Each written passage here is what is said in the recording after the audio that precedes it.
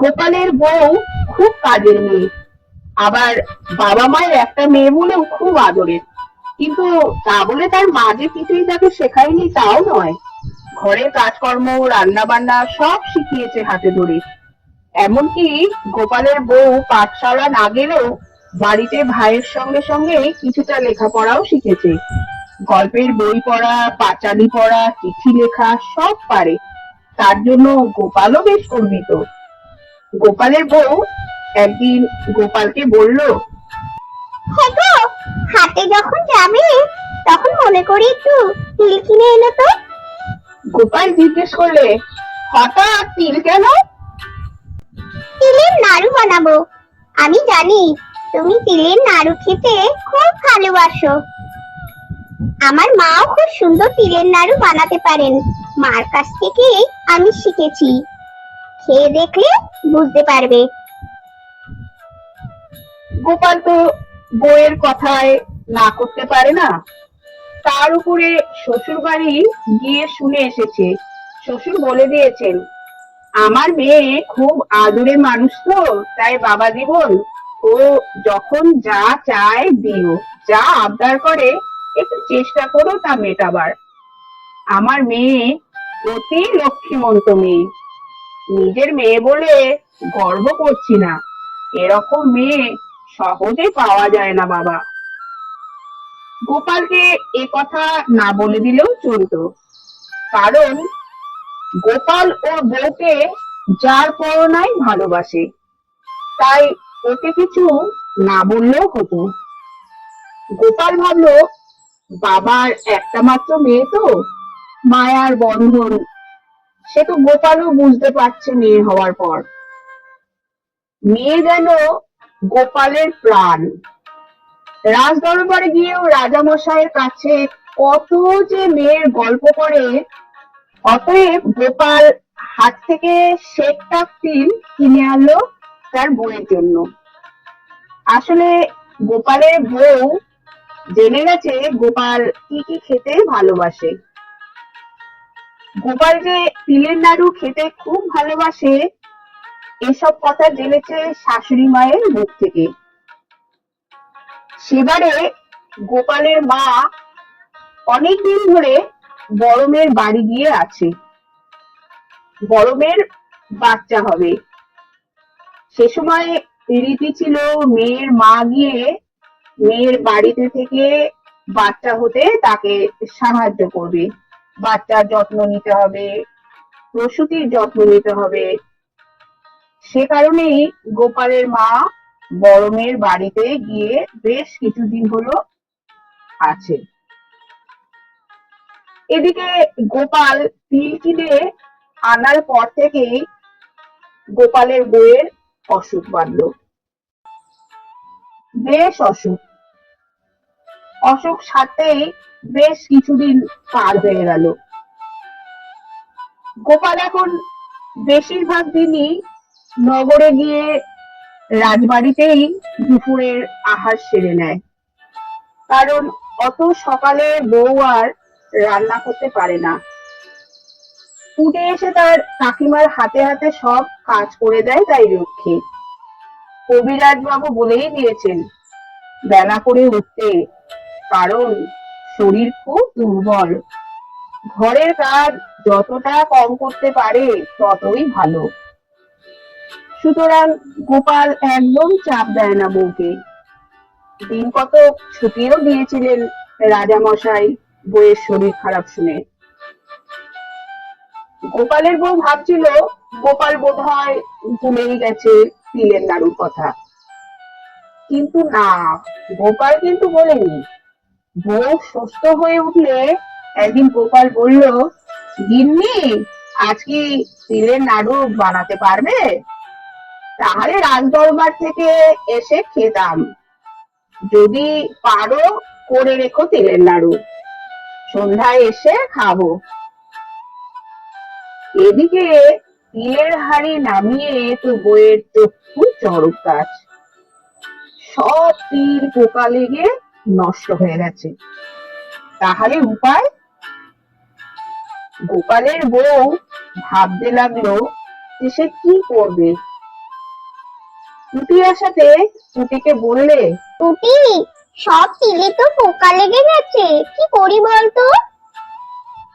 যেখানে সমস্যা সেখানে তার আসানো আছে। পুঁটিকে বলল, পুটি, এখন তো তালের সময়, তুই কারোর বাড়ি থেকে একটা তাল জোগাড় করে দিতে পারবি? পুঁটি এই শুনে এক দৌড় দিল। তারপর কিছু পরেই একটা তাল নিয়ে এসে হাজির হলো। এই নাও কাকিমা, আমাদের বাড়িতে দুটো তাল ছিল, তার থেকে একটা এনে দিলাম। গোপালের বউ খুব খুশি হলো পুঁটির ওপর। গোপাল সেদিন আবার বিকেল বিকেল ফিরে এসেছে। ফিরে এসেই বলল, দাও, তিলের নাড়ু দাও। তিলের নাড়ু খাবো বলে আজ মিথ্যে করে ছুটি করেছি। গোপালের বউ এক থালা তালের বড়া নিয়ে হাজির হলো গোপালের সামনে। গোপাল তো তালের বড়া দেখে অবাক, বলল, তিলের নাড়ু কই?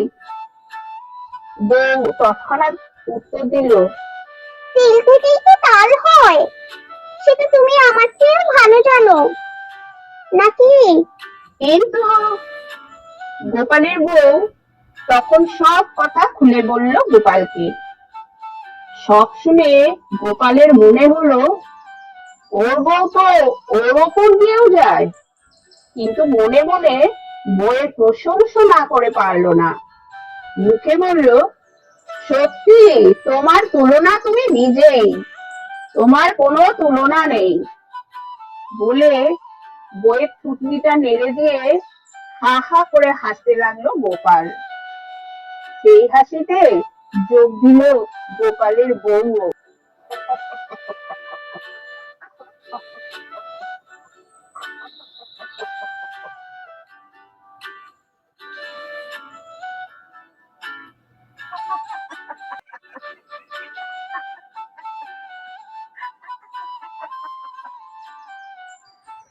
একবার মহারাজ কৃষ্ণচন্দ্র গোপালকে পাঠিয়েছিলেন এক কাজে, কিছু প্রয়োজনীয় জিনিস আনার জন্য নবদ্বীপে। সেটা গোপালকে ছাড়া মহারাজ অন্য কাউকে ভরসা করতে পারেননি। যদিও মহারাজ রাজবাড়ির একজন কাজের লোককে গোপালের সঙ্গে দিতে চেয়েছিলেন সেই সব জিনিসপত্র বহন করে আনার জন্য, কিন্তু গোপাল কাউকে সঙ্গে নিতে রাজি হয়নি। সে রাজামশাইকে বলেছিল, আমি মোটে ভাড়া করে নেব মহারাজ। যা হোক, জিনিসপত্র সব জোগাড় করে আনতে গিয়ে সন্ধে গড়িয়ে প্রায় রাত হতে চলেছে। তখন কৃষ্ণনগরের রাস্তাঘাট প্রায় ফাঁকা হয়ে এসেছে। গোপাল তো মহা ঝামেলায় পড়লো, কোনো মুটেকে দেখতে পাচ্ছে না কোথাও। এবার এত বড় বোঝা নিয়ে রাজবাড়ি অবধি যাওয়া মানে তো মহা ঝামেলার ব্যাপার। কি করবে গোপাল ভেবেই পাচ্ছে না। অনেক চেষ্টা করলে গোপাল কিন্তু কাউকেই পেল না দেখতে। তখন একরকম বাধ্য হয়েই গোপাল কোনো রকমে বোঝাটা মাথায় তুলল। এদিকে ঠিক সেই সময় কৃষ্ণনগরের রাস্তায় একজন বেশ তাগড়াই চেহারার পাহারাওয়ালা পাহারা দিচ্ছিল। নতুন পাহারাওয়ালা, তাই গোপালকে সে চিনতে পারেনি। বিরাট এক বোঝা মাথায় গোপালকে আসতে দেখে পাহারাদার তাকে দাঁড় করিয়ে জিজ্ঞেস করলে, এই, তোমার মাথায় অত বড় বোঝায় কি আছে? গোপাল একটু রয়ে সয়ে উত্তর দিল, বিশেষ কিছু না, এতে কিছু সুরার বোতল আছে। পাহারাদার তো এই কথা শুনে বলল, কি বললে? মদের বোতল? তুমি জানো না রাজার হুকুম আছে, কেউ মদ খেলে বা মদ বিক্রি করলে তাকে কারাগারে বন্দি রাখা হয়। দেখাচ্ছি মজা, চলো রাজার কাছে, সেখানে তোমার বিচার হবে। গোপাল দেখলো এই এক মহা সুযোগ, এই সুযোগের সদ্ব্যবহার করতে হবে, কারণ এত বড় ভারী বোঝা নিয়ে রাজবাড়ি পর্যন্ত যাওয়া তার পক্ষে সম্ভব নয়। আবার রাস্তায়ও কোনো লোক নেই যে তাকে পয়সা কড়ির লোভ দেখিয়ে বোঝা বওয়ানো যাবে। আবার পাহারাদারকেও প্যাচে না ফেললে সে নিয়ে যেতে সহজে রাজি হবে না, কারণ সে তো গোপালকে চেনেই না, একেবারে নতুন। তাকে যদি চিনতো তাহলে নয় কিছু একটা উপায় করা যেত। তো দেখাই যাক বুদ্ধিটা খাটিয়ে পাহারাদার বেটার মাথায় যদি বোঝাটা কোনো রকমে চাপিয়ে দেওয়া যায়। তাই গোপাল কিছু না বলে ঠেকার মতো দাঁড়িয়ে রইল। ভাবটা এমন যেন সে সেখানে যাবে না। গোপাল কিছু বলছে না দেখে পাহারাদারটি তো খুব রেগে গিয়ে বলল, কি হলো, কানে কথা যাচ্ছে না? গোপাল তাও চুপ করে দাঁড়িয়ে রইল। এই দেখে পাহারাদার এবার নিজেই বোঝাটা মাথায় তুলে নিয়ে বলল, চলো আমার সঙ্গে রাজবাড়িতে, 3 বছর গারদের ঘানি টানবে, চলো। এত বড় সাহস! বলে বোঝা মাথায় নিয়ে রাজবাড়ির পথে হাঁটতে থাকলো। গোপালও এবার নিশ্চিন্ত মনে তার সঙ্গে যেতে লাগলো। মনে তার ভারী আনন্দ।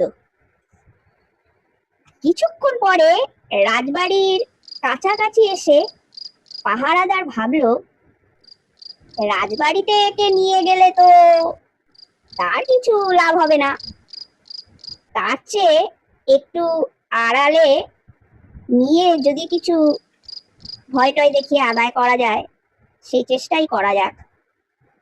এই চিন্তা করে সে অন্য রাস্তায় যেতে লাগলো। তাই দেখে গোপাল আটকে উঠে বলল, এই চৌকিদার, ওদিকে কোথায় যাচ্ছ তুমি? রাজবাড়ি তো এইদিকে। পাহারাওয়ালা অবাক হয়ে বলল, তুমি রাজবাড়ি চেনো? গোপাল তখন বলল, চিনি বই কি, বিলক্ষণ চিনি। আর আমাকে তো রাজবাড়িতেই যেতে হবে। এই যে বোঝা ভর্তি মাল দেখছো, এ তো সবই রাজবাড়ির মাল। এর মধ্যে কোনো মদের বোতল নেই, আর একখানা চিঠিও আছে মহারাজের নামে, সেটাও তো ওনাকে পৌঁছে দিতে হবে। পাহারাদার তখন বললে, কই দেখাও দেখি তোমার চিঠি।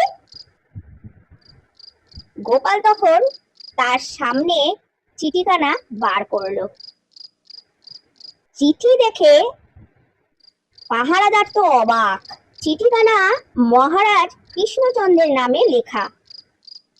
সে তখন রেগে বলে উঠল, তুমি আগে আমাকে চিঠিটা দেখালে না কেন? গোপাল একগাল হেসে বলল, আগে দেখলে কি করতে, আর আগে দেখালে তুমি কি আর এই বিরাট বোঝা এত দূর ঘাড়ে করে বয়ে আনতে? এই বলে সে পাহারাদার কাছ থেকে বোঝা নিয়ে রাজবাড়ির পথে পা বাড়ালো। যাবার সময় পাহারাদারকে উদ্দেশ্য করে গোপাল বলল, একেই বলে ভাগ্যবানের বোঝা পাহারা আলা বয়, বুঝলে?